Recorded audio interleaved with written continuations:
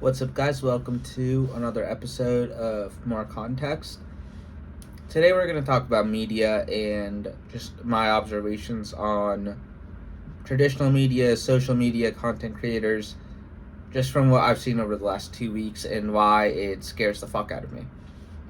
If you watched the presidential debate and saw the fallout after the debate, you would think that Joe Biden is the most incapable president that we've ever elected because of how it was covered by the media and on the internet and everything else. However, if you actually listened to the debate or watched it, you would notice how the other guy, Donald Trump, the guy currently accused of 34 different felony charges, which he was found guilty in, and the guy who is trying to distance himself right now from the plan that his people are creating in Project 2020 or 2025, which I highly recommend that everybody go check out because it is disgustingly scary. You would see that he didn't say a single correct thing that entire debate, and the two moderators for CNN didn't correct him whatsoever, even once. Not even when he said that certain people wanted to kill babies after they were born, which is a blatant lie. And once again, this is my opinion, but lying is what he does, and he has not been called out for it. Now, let's fast forward to now. What do we see?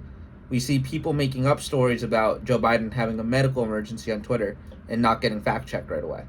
We see, and still being allowed to keep their accounts and everything like that with no repercussions to them whatsoever, even if they do get a little community note added to it. And then we see what are supposed to be respected and trusted reporters like Caitlin Collins trying to, get a gotcha moment with Joe Biden during his interview last week with George Stephanopoulos and saying like, oh, Mike Warner never ran for president, which he very clearly did. And, that goes viral. And like, oh, Joe Biden said another wrong thing. Yet, no one's talking about what Trump has done on a daily basis. No one's talking about the fact that a Russian government plane that is used to transfer documents between the two countries and is one of the only Russian planes allowed in the United States of America after Putin attacked Ukraine, was parked next to Trump's plane at Dulles Airport for 2 days. I didn't see that covered on traditional media. I didn't see, 500 articles by Nate Silver on it. I didn't see any coverage of the new Epstein allegations, which I will not bring up in this because they're just allegations, but once again, go check those out. And I think there's a very clear reason to see why that happened and why it keeps happening and why the media seems very negatively focused on Biden and not Trump. And the simple reason is that a Trump presidency and Trump being relevant in U.S. politics is extremely beneficial for every single news network, every single political writer, and every single political commentator. And that's because the viewership for CNN, Fox, and MSNBC from 2016 to 2020 was higher than anything that they've had before or since. It was the highest ever because everybody wanted to tune in to see what the idiot would do next. So they most likely want the idiot back in power. And AT&T, which owned Warner Brothers, I'm not 100% sure if they still do or not, but when they did own Warner Brothers, AT&T made 4 payments of $50,000, according to NBC News, the article will be linked below, to Michael Cohen's shell company. This is the same shell company that was used to pay Stormy Daniels. AT&T paid $200,000 to Michael Cohen, which, indirectly is connected to Donald Trump. Why would they do that? To get access, to get more information on what's happening and like how the administration is going to lean one way or another. That is, once again, AT&T owns Warner, who now owns CNN. Now, since the merger between Warner Brothers and Discovery, I don't know how much AT&T owns of it, but that is the information out there. AT&T is also been connected by Reuters to OAN, One American News in quotation marks. So there's clear financial trails to pro-right, pro-Trump organizations and people by AT&T, who is connected to CNN almost directly for the last few years. And I think, like I said, the biggest reason for this happening is the need for money, the need for clicks, the need for attention, which is what Donald Trump gets you. That is why he had a reality TV show. That is why he was in Home Alone 2 for 30 seconds. Because he's always been a predominant figure in U.S. culture. And, if he doesn't run for president in, 2015, doesn't announce it then, doesn't win in 2016, he's probably still remembered as, a shady, but, whatever, no harm done to actual American society. Obviously, massive harm done to multiple people, which, again, he's had to pay millions for. But, he would have been a minuscule part of our lives. But he decided to run for power. And what no one has ever surprisingly talked about in any of his elections, any of it, is the fact that there's a video of him saying that he is a Democrat but would run as a Republican because they're dumb enough to believe everything he says.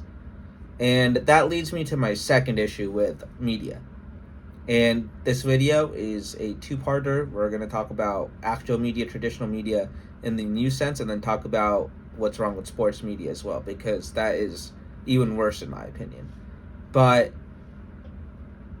everybody uses Twitter or Instagram or other social media platforms to get their news now.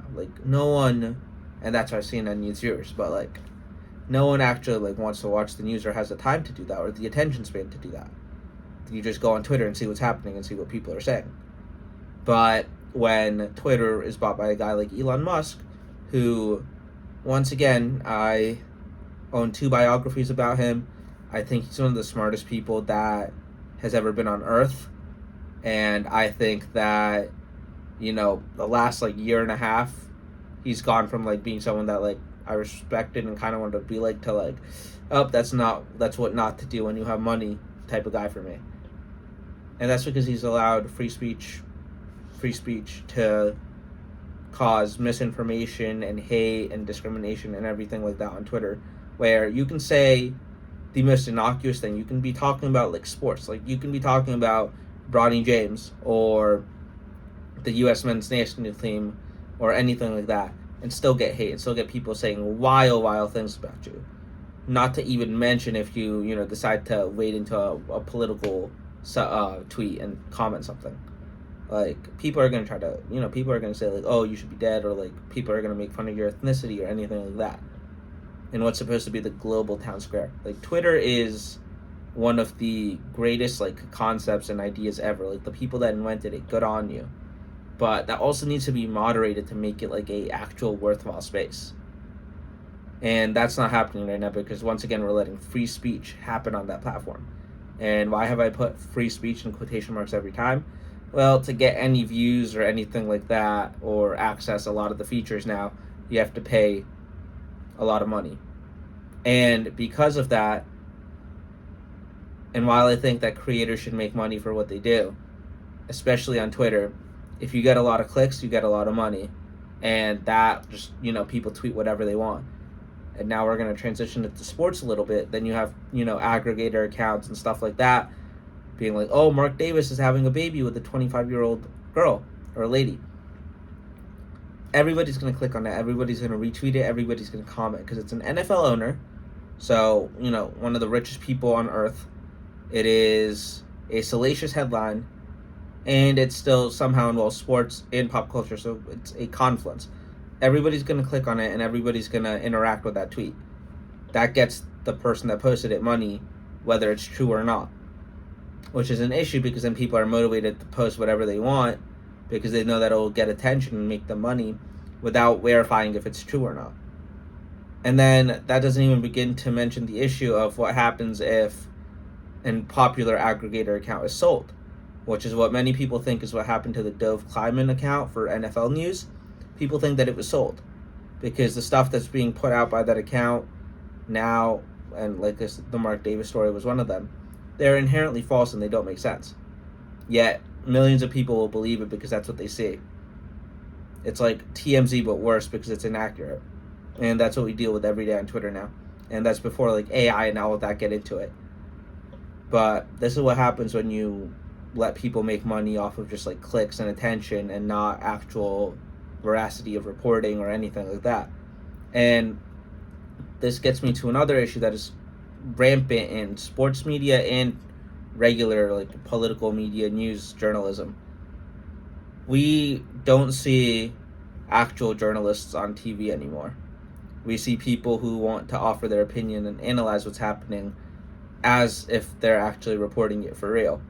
That's what you see with Stephen A. Smith in, sports media on ESPN.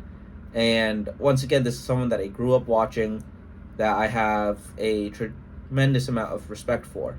But we have seen him go up there and be like, oh, like, I just got a text, like, so-and-so is saying this, and things like that. Or Kendrick Perkins saying, like, I can guarantee it that Donovan Mitchell wants to leave Cleveland and he's going to be a Laker. Like, that got my hopes up, but it's, it's not true. And people are going to use that information. And now First Take is a show designed as, like, debate-based, so, like, people are going to be okay with that. But then you have, NBA Countdown or, like, a CNN panel or a Fox News panel after a debate or during a debate. And those people are giving their opinion like it's, like, verified news. And they're not taking the time to actually, like, make sure that it's real. Because they know that that'll just get them attention and cause fear and all of that, which will make them go viral and inherently make them more money. And I think, once again, everybody should get compensated on what they're doing. I should get compensated for making videos like this.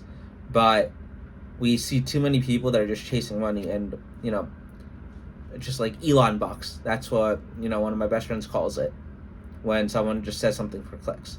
Like, and it can be as simple as like, oh, Jalen Hurts is like the 20th ranked quarterback in the NFL, which no one that actually watches football will believe, to really serious things like the President of the United States is having a medical emergency on Air Force One, which turns out to be completely incorrect.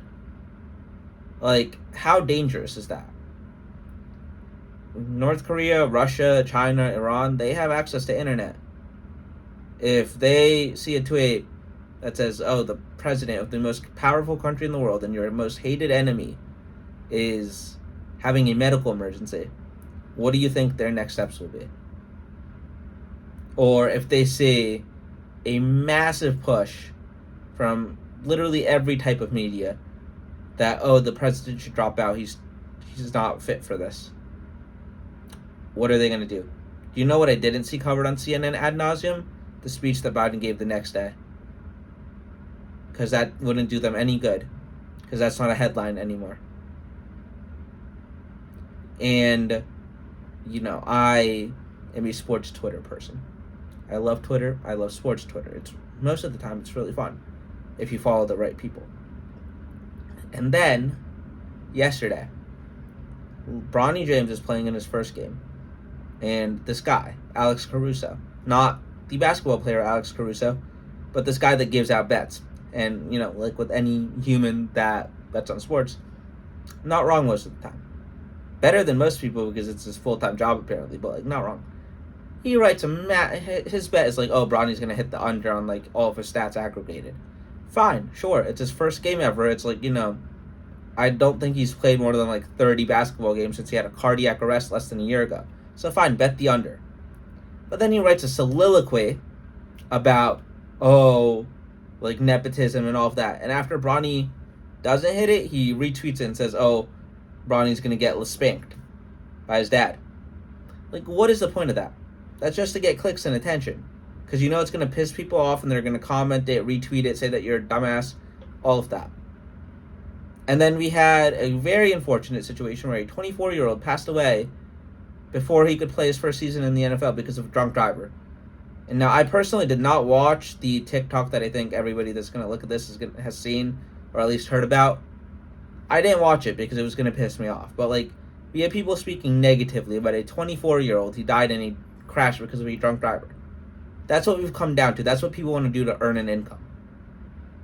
Like, these people don't have any morals. And these people don't value anything but, like, attention and the stuff that attention leads to, which is a problem. It is going to be a detriment to society forever, and it's going to destroy it if we can't trust anything that we're seeing anywhere.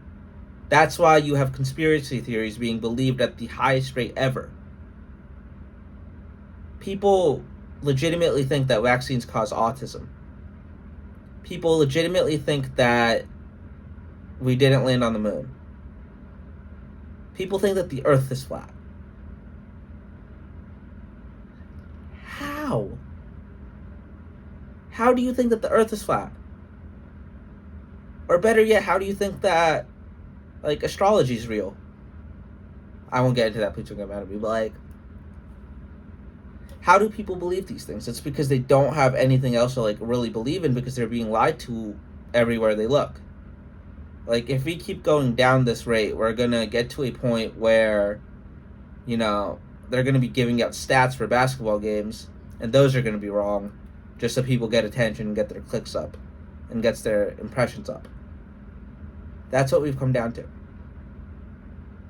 And I understand the need to make money. I understand the need to want attention. I understand the need to have more followers and stuff. But there are ways to go about it in a actual decent way, and then there's ways to go about it like the people on the internet are doing every day, and we see different examples of it all the time now. Like, just by being negative and hateful, you go viral. And this has been like 16 minutes and 50 seconds of pure depression and unhappiness. So we're going to cite some good examples in media as well, and people that are doing things the right way. Like, I'm a huge Pat McAfee fan. You could call me a Pat McAfee dick rider, pause, and probably wouldn't be wrong. At the same time, this is someone that does not lie to get attention. There's just him and the boys, him and his people on the show. They just make good content. I'm wearing a Sidemen hoodie. They just make good content. They don't need to do anything else. They get the attention and the money and the fame because they do good work. But now people want to take shortcuts and get up there with just lying. And this is why you see a fall in traditional media. You see guys like Philip DeFranco, Johnny Harris, Wendover making educational videos about current event topics, and getting millions of views because they're actually telling the truth and using verified information. And, in the sports world, you have guys like Kenny Beecham, who now has a show on ESPN in partnership with Omaha Productions. You have Pat McAfee, who ESPN is paying $85 million to license his show. Not own it, not run it, license it.